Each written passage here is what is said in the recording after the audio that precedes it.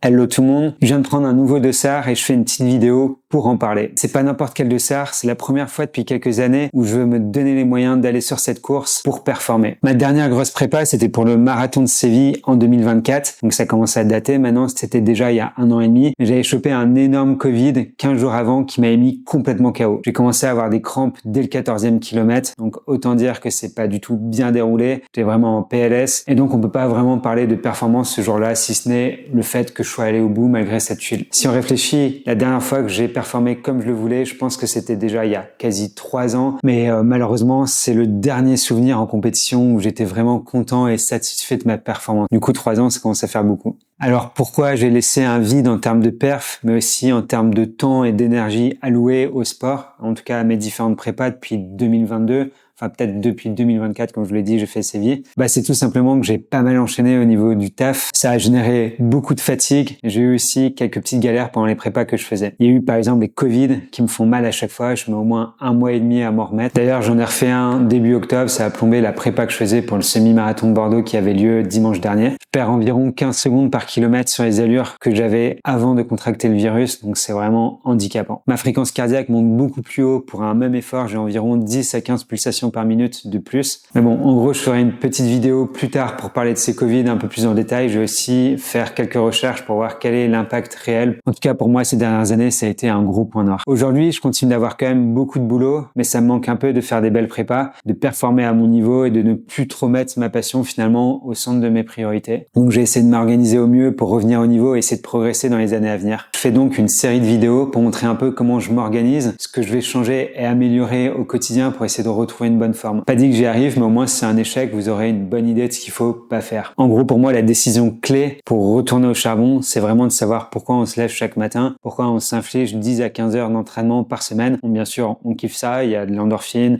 ça permet de prendre l'air, etc. Mais des fois, il y a quand même des moments où on a un peu la flemme d'y aller. Et dans ces moments un peu plus compliqués, il faut savoir pourquoi on le fait. Du coup, la question qui s'est directement posée, c'était de savoir si je partais plutôt sur un objectif course à pied, comme un marathon par exemple, ce que j'ai pu faire ces dernières années, ou bien sur un nouveau triathlon longue distance. Et en y réfléchissant 15 secondes, vraiment pas plus, le temps de me remémorer les moments où je me suis senti bien, moins bien à l'entraînement, et ça depuis que je fais du sport, il n'y a vraiment pas eu photo. Le sport que je préfère, en termes de sensations déjà, pendant mais aussi après l'entraînement, c'est la natation. Ça me fait un bien fou d'y aller, je me sens relaxé à la sortie de l'eau, c'est vraiment kiffant. Mais c'est aussi mon sport de prédilection parce que je viens de la natte à la base. Donc, je vais nager de mes 5 ans à mes 15 ans en club. Et en plus ça, j'ai une maladie de dos qui fait que ça fait vraiment du bien de nager et de me muscler. Donc, quoi qu'il arrive, je sais qu'il faut que j'intègre de la natation cette fois à l'entraînement. Même si je pars sur un gros cycle course à pied pour un marathon, par exemple, je nagerai au moins 2 à 3 fois par semaine, ne serait-ce que pour mon dos ou pour mon bien-être. Le deuxième gros point, c'est la monotonie en course à pied. Je crois que j'en avais un peu marre. Je garde pas nécessairement un super souvenir de la prépa que j'ai faite pour le marathon de Séville, qui était uniquement focalisée sur la course à pied. Je crois que j'en avais marre de borner et c'était vraiment important pour moi de varier les sports. Par exemple, sur le marathon de Séville, j'ai fait des semaines à plus de 100 km. Je me souviens que j'écoutais un podcast que j'ai vraiment surkiffé à ce moment-là. Pour ceux que ça intéresse, c'est Les Naufragés, une histoire vraie. Franchement, grave cool ce podcast. Mais je me souviens que quand il s'est terminé, franchement, ça a été l'enfer de retourner sur les footings. J'avais poncé toute ma série d'épisodes. Je trouvais beaucoup moins de motivation. J'en avais vraiment marre. J'étais vraiment lessivé. Je crois que le volume aussi, ça m'impacte plus. J'arrive pas à bien récupérer, etc. Donc voilà, réintégrer du sport porté, c'était vraiment important pour moi. Et du coup, dans ce cas-là, pourquoi pas retourner sur du triathlon longue distance. Ensuite, l'autre question qui s'est posée à moi, c'était de savoir si je faisais plutôt un L ou plutôt un Ironman 73, donc un labellisé. En gros, d'un côté, il y a le labellisé qui coûte vraiment plus cher. En gros, ça coûte vraiment une blinde. Mais il se trouve que depuis quelques temps, ils proposent des options flex qui permettent de reporter la course si jamais je faisais pas la prépa que je voulais ou s'il y avait un événement qui arrivait qui fait que je pouvais pas y aller. Donc c'est plutôt intéressant. Sur le labellisé, toujours, les routes sont dans tous les cas quasi toujours fermées, en tout cas il me semble. J'avoue que c'est super appréciable parce qu'il y a 3 ans, j'ai failli me prendre un tracteur sur un rond-point et franchement, j'avais grave flippé. Et bien sûr, le dernier argument, pas des moindres, c'est qu'ils proposent forcément les slots pour les championnats du monde et pourquoi pas sur un malentendu me qualifier. De là où je pars aujourd'hui, ça paraît assez compliqué, mais sait-on jamais. Si je me reprends au jeu, si j'arrive vraiment à caler toutes les heures d'entraînement que je veux et que je me rends super en forme sur l'événement, pourquoi pas tenter un slot. Et voilà, pour toutes ces raisons, j'ai décidé de prendre un dossard pour un Ironman 73. Dans l'idée, je voulais me laisser au moins 6 mois pour me remettre en selle. Donc, je visais quelque chose plutôt aux alentours de mai 2026. J'ai plusieurs potes et des athlètes que je coach qui s'étaient inscrits sur le 73 de Aix En plus, ça grimpe, j'aime bien ça, donc franchement, c'était plutôt le bon bail. Du coup, j'ai été voir directement sur le site Ironman pour voir ce qu'il en était. Et évidemment, c'était sold out, donc pas de bol. Après, j'ai commencé à réfléchir lequel je fais du coup. Il se trouve que j'étais en voyage à Majorque cet été, j'ai vraiment kiffé le lieu. Et du coup, j'ai regardé pour voir s'il restait des places pour le 73 de Majorque. Et évidemment, c'était sold out aussi. Du coup, deuxième coup dur, mais j'ai entendu parler d'une nouvelle course en Sardaigne. Il se trouve que ça faisait un moment avec ma copine qu'on se disait qu'on voulait aller passer une semaine ou deux en voyage en Sardaigne.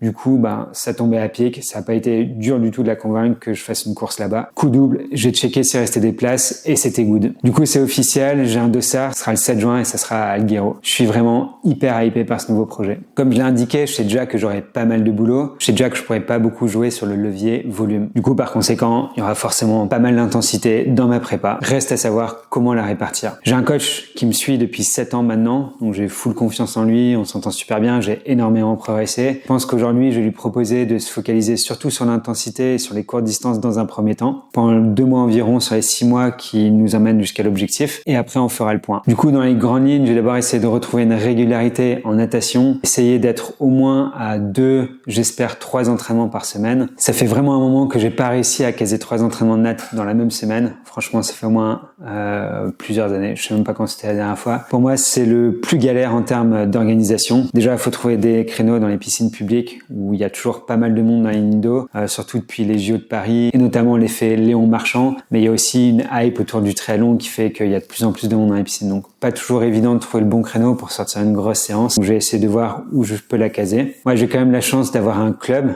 Je suis à Bordeaux, Girondins de Bordeaux Triathlon, donc ils proposent pas mal de créneaux. Il y en a au moins un au centre-ville. Je vais essayer d'y aller. En plus, c'est sur l'heure de midi. C'est le créneau que je préfère le plus. Pourquoi l'heure de midi? Parce que le matin déjà, me lever à 6 heures pour aller à l'entraînement à 7 heures, c'est vraiment galère. Comme je l'ai dit, j'ai vraiment beaucoup de boulot. Donc j'essaie de m'économiser et de faire des bonnes nuits de sommeil. C'est le même problème si je nage trop tard le soir, après 20 heures, je suis surexcité et j'arrive pas à m'endormir avant 1 heure ou 2 du mat. Du coup, je suis pas concentré le lendemain si je suis trop fatigué.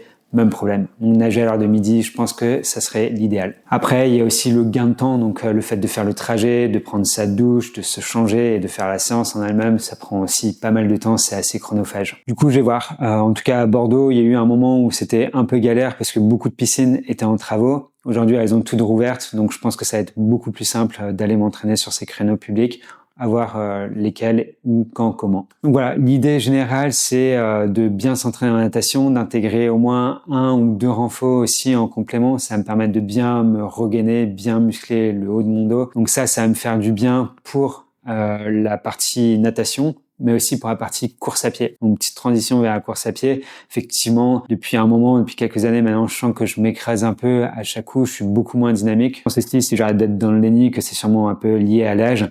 Donc, le fait de bien se regainer tout le haut du corps, ça va me permettre d'être plus solide sur mes appuis, plus dynamique et de retrouver des sensations qui seront, à mon avis, meilleures à l'entraînement. J'ai aussi pas mal au dos depuis mes dernières grosses prépas pour les marathons et tout ça. Je pense que le choc répété au sol explique un peu ces douleurs au dos. Ça va me faire du bien de lever un peu le pied sur la cape, mais comme je vous le disais aussi, de remuscler tout ça pour me sentir un peu plus à l'aise, quoi. Le but, c'est pas non plus de se flinguer au niveau du corps. Et concrètement, ce qui va se passer, c'est que j'aurai beaucoup moins de volume en course à pied par semaine, comparé à ce que j'ai eu l'habitude de faire. Mais par contre, ça va être des séances beaucoup plus dynamiques. Donc, je vais garder pas mal de vitesse, des séances à VMA, des séances à allure 5 km. Et du coup, tout ça devrait me permettre de gagner, comme je disais, en dynamisme et de repartir vers l'avant, de repartir sur un cycle et de me remettre dans le bon sens. Pour le vélo, ça va être simple. J'ai commencé par faire un test FTP, le fameux test de 20 minutes. Et ce test se passera sur Home Trainer. Ça fait 1 an et demi que je l'ai pas fait, donc ça va être vraiment l'occasion pour moi de savoir où j'en suis en bike. J'ai vraiment aucune idée aujourd'hui. Toujours sur cette partie bike, je pense que je vais pas mettre beaucoup d'intensité, sachant que j'en mettrai déjà beaucoup en natation et en course à pied.